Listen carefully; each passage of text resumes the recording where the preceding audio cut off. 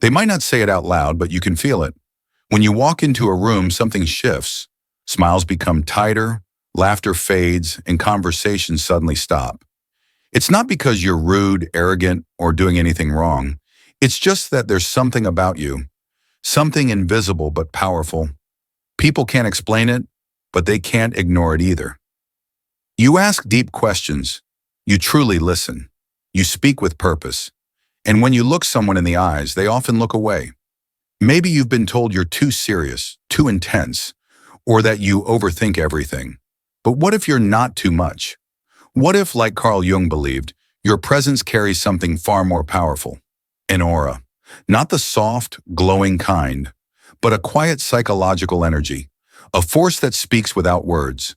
You don't scare people because of who you are, but because of what you reflect back to them, their own fears, insecurities, and masks. So they pull away. They avoid you. They gossip. They shrink themselves around you. Not because you're dangerous, but because your honesty makes them uncomfortable. And honesty can be unsettling in a world full of pretending. Carl Jung, a famous psychologist, spent his life studying this energy. He believed that when you face your shadow, the hidden parts of yourself, you begin to give off a new kind of presence. It's not shaped by social rules or a need for approval. It's shaped by truth, self-awareness, and depth. And even if people can't explain it, they feel it.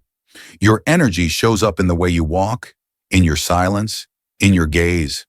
It's not about what you say, it's about who you are. Jung called this the unconscious transmission of the self. It comes from the parts of you most people avoid. And the more you accept those parts, the stronger your energy becomes. People sense this. They notice it in your calm presence, in the way your eyes hold emotion, and in the quiet strength you carry. This kind of aura can make others uncomfortable, not because you mean to, but because your presence shows them the parts of themselves they've been hiding. That's why people might distance themselves, misjudge you, or feel intimidated, even if you're soft-spoken and kind. Your energy, your real, honest self, speaks to their unconscious. And not everyone is ready to hear that message. Jung believed we're more than just minds or bodies. We are living symbols, mirrors, and fields of psychic influence. The more honest you are with yourself, the more powerful your energy becomes to others. So here's a question for you. Have you ever noticed people reacting to your presence in a way that doesn't match your actions? You're not trying to impress anyone or take control. You're just being honest. You speak from a deeper place, not to dominate, but to connect. Yet somehow your words often seem to go too far. You say the things most people avoid. You bring up the truths others try to hide. You speak with clarity in places that are built on illusion, and that makes people uncomfortable. They say you're too serious, too much, or too deep. But what they really mean is, you make me feel things I'm not ready to feel.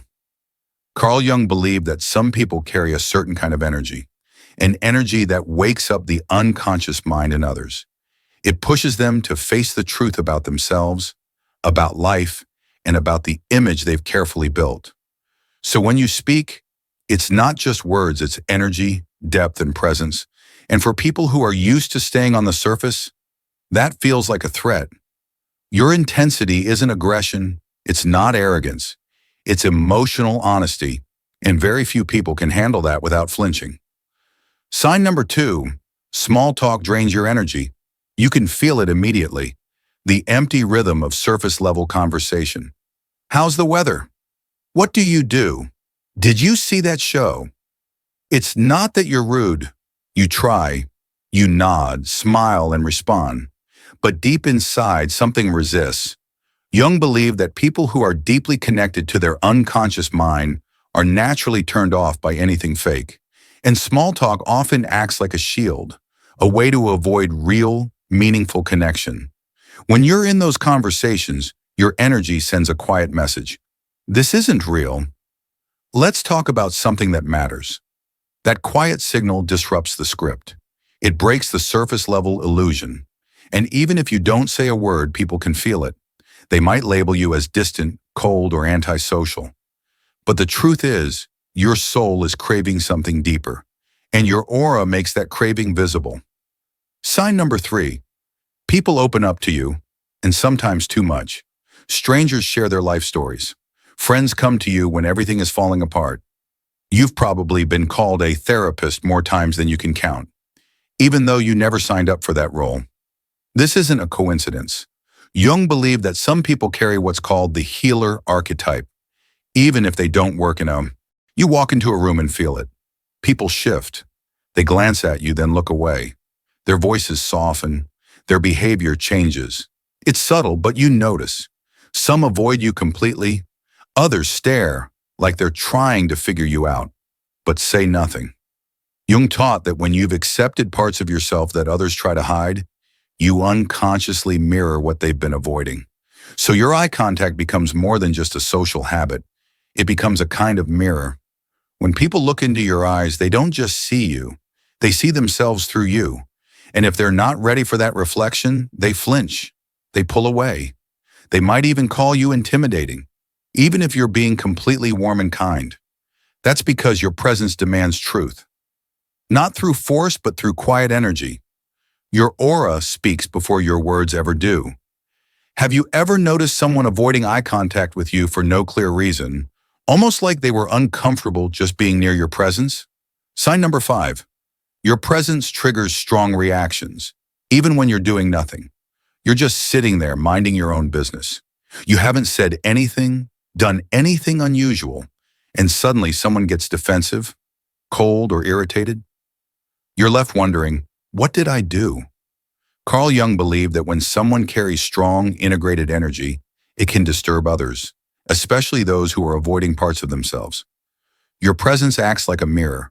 Without trying, you reflect back people's hidden shame, envy, insecurity, or unresolved pain. You don't even need to speak. Your energy speaks for you. This is the quiet power of a developed aura. You don't have to demand attention. Just by being there, you challenge others to confront who they really are. And for many, that's uncomfortable, because most people don't like what they see. Sign number 6, you can't stand fake personas, and people feel it. You've never had patience for masks, the fake smiles, the over-the-top personalities, the constant performing. You sense it instantly. You might even feel it in your body before your mind understands what's happening. This isn't about being judgmental. It's about being perceptive. Jung believed that once a person integrates their shadow, the rejected or hidden parts of themselves, they develop psychological wholeness. And that wholeness allows them to sense when someone else is fragmented or pretending. So when someone is putting on an act around you, your aura quietly says, drop the mask. I see who you really are. Most people aren't ready for that level of honesty. They might get nervous, defensive, or pull away. Not because you said something, but because your energy doesn't let their illusions survive. Sign number 7, you make people second-guess themselves. You ask questions that others avoid. You challenge the usual way of thinking. You don't just accept things because that's how they've always been. And because of that, people often start to second-guess themselves around you. They stumble over their words, they doubt what they just said, they start justifying ideas they never questioned before. But this isn't manipulation or arrogance. It's the quiet force of your clarity. Jung said that deeply self-aware people often become a contradiction to the collective.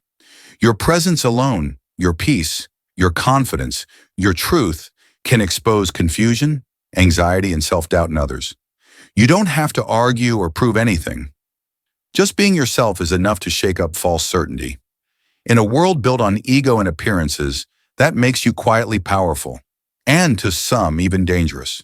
Sign number 8, people open up to you, then suddenly pull away. Someone shares a secret with you. They tell you no one's ever understood them the way you do. For a moment, it feels like a real, deep connection. Then suddenly, they disappear. They stop texting. They go cold. And you're left confused, wondering what went wrong. This emotional whiplash isn't your fault. It's what Jung called the shadow at work. When someone feels truly seen, not just complimented, but fully understood, it awakens parts of themselves they've spent years trying to avoid. Your aura didn't hurt them. It revealed them. And if they're not ready to face their pain or truth, they pull away. Not because you did something wrong, but because you unknowingly opened a door they weren't ready to walk through. You didn't break the connection. You just made it too real. Sign number 9, you intimidate people without trying, especially authority figures. Have you ever had someone open up to you deeply only to pull away afterward, and you had no idea why? Sign number 9, you intimidate people without trying, especially those in power. You walk into a room and suddenly the energy shifts. Your boss becomes defensive. That loud, dominant person suddenly goes quiet. People who are used to controlling the conversation start stumbling over their words.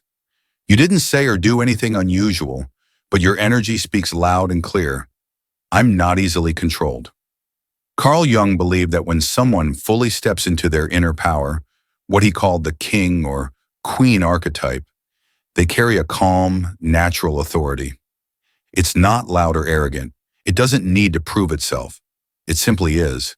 And that kind of energy can feel threatening to those who rely on status, fear, or dominance to feel powerful. You might notice that people in positions of authority either deeply respect you or quietly resent you. Why? Because your presence communicates something powerful without a word. You don't have power over me. And for those who need control to feel safe, that's the most unsettling message of all. Sign number 10.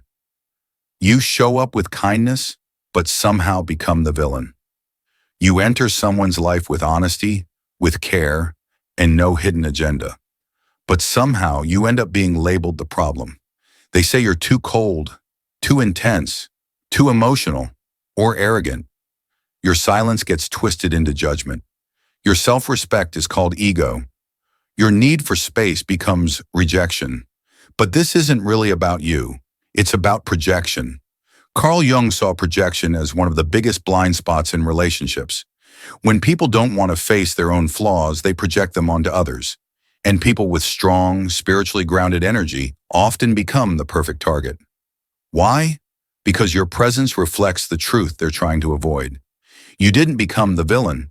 You simply refused to play the victim. And that shook their story. Sign number 11. Strangers open up to you, and they don't know why.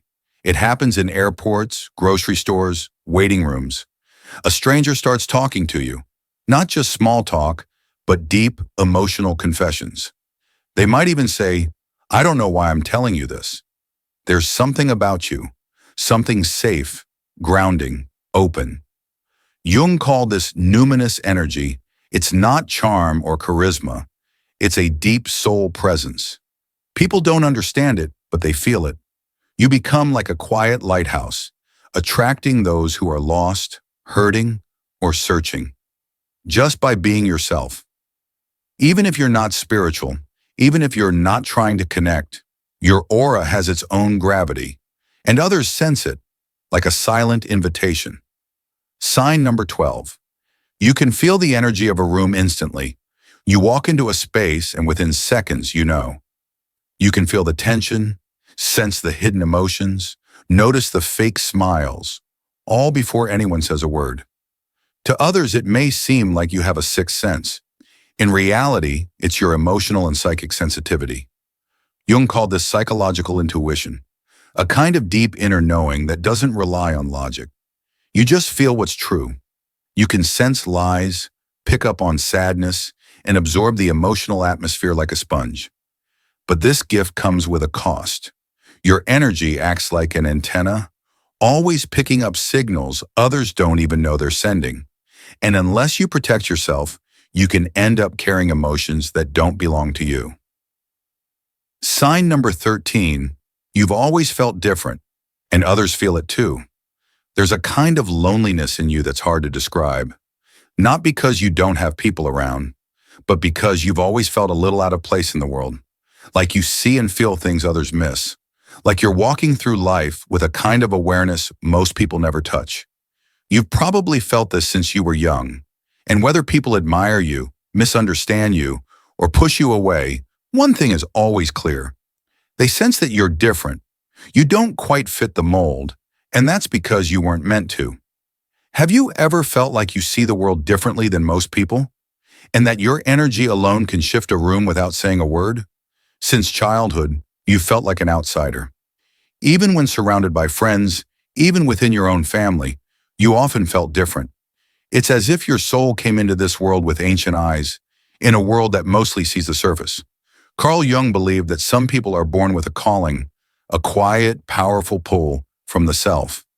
This calling urges them toward inner growth, healing, and transformation. These individuals often live on the edges of society. They question what others accept. They carry wisdom that feels older than time. Your aura reflects that deep soul presence. It carries mystery, depth, and a quiet force. When people meet you, it stirs something inside them, something ancient. Some are inspired by it. Others are unsettled, but very few can ignore it. Because whether they understand it or not, they're standing in front of someone who doesn't quite belong to this world, but was sent to change it. You've seen it again and again. You walk into a room and suddenly the energy shifts. People become guarded, distant, even awkward or defensive. And you're left wondering, what did I do? You weren't there. Because when your aura carries honesty, self-awareness, and spiritual depth, it acts like a mirror. It confronts others with the parts of themselves they've been avoiding. Carl Jung believed that each of us has a shadow, the hidden side of our personality, made up of the traits we've rejected, denied, or buried. Most people spend their entire lives avoiding that shadow. But when someone who has faced their own darkness walks into the room, the shadow gets triggered. Your very presence asks, I've faced myself. Have you? And for people who haven't, that's terrifying. The ego, our carefully crafted self-image, fights against this kind of inner work. The ego doesn't want truth. It wants comfort. It wants to believe, I'm a good person, I'm normal, I'm fine just the way I am. And anyone who threatens that illusion, just by existing as their authentic self, feels like a danger. That's why you might be called too intense, too much, or too deep. Not because you're doing something wrong, but because your energy is evolved. You're not threatening because you're loud. You're threatening because you're aware. You've gone within. You've broken down, questioned, rebuilt. You've done the inner work most people avoid. And that kind of energy exposes others. Instead of saying, I want to grow like that, many choose the easier route. You're just too much. Rare energy feels dangerous. We live in a world that rewards surface-level behavior. Being loud, trendy, agreeable, that's what makes people comfortable. But when someone enters with calm, silence, and depth, it breaks that unspoken agreement. You don't seek attention. You don't chase approval. Your energy simply asks, what else is there? That question causes discomfort, emotional dissonance. It forces people to confront truths they've been ignoring. And that discomfort can quickly turn into judgment. Why? Because it's easier to call someone weird than to admit they see something I'm not ready to see in myself. You are a mirror, and mirrors aren't always welcome. The spiritual depth of your aura reflects people back to themselves. To those who are open, this feels magnetic. They're drawn to your insight, your stillness, your presence. But to those who are fragmented, it feels invasive. They don't want to be seen that clearly. They don't want to feel their own confusion, insecurity, or denial. They retreat, they attack, they reject you, not because you've done something wrong, but because you're real. Your aura is a gift, but like most true gifts, it comes with a cost. Solitude. Have you ever felt like your presence alone challenges people without saying a word? How do you handle being the mirror in a world that avoids reflection? Carl Jung once said, the privilege of a lifetime is to become who you truly are. But the truth is, becoming who you truly are is not a journey filled with applause. It's a path that demands courage, deep self-reflection, and often a painful sense of loneliness. Your aura carries the weight of all the inner work you've done. It doesn't make you better than others. It makes you more whole. And wholeness is rare. Rare things are often misunderstood. And misunderstood things, they scare people who haven't yet begun their own healing. But here's what matters. Every time someone pulls away, you're actually moving closer to your true self. The more aligned you become, the more light you carry into a dark world. Even if that light blinds some eyes, If you're still here, there's something you need to hear. You are not broken, you are not too much, and you are definitely not the problem. You are rare. You feel what most people avoid. You see patterns others miss.